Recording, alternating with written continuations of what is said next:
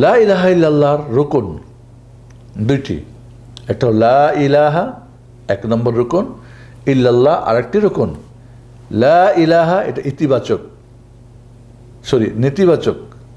নেতিবাচক, কোনো মাবুদ নেই অর্থাৎ শিরিককে অস্বীকার করা। ইল্লাল্লাহ ইতিবাচক অর্থাৎ তাওহীদকে স্বীকার করা।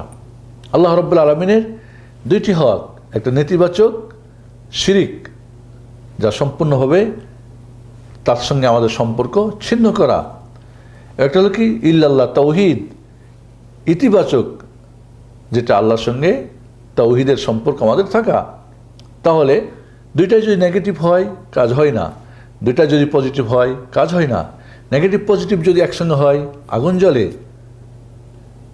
তাহলে নেগেটিভকে নেগেটিভের জায়গায়, পজিটিভকে পজিটিভের জায়গায়, অর্থাৎ তাওহীদকে কায়েম করা এবং শিরককে উৎখাত করা, মূলোৎপাটন করা, এ হচ্ছে আল্লাহর দুইটি হক।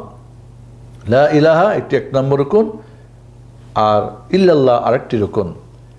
তাহলে তাওহীদ কালিমার এই দুইটি রুকন আমাদেরকে ভালো করে জব্দ করতে হবে।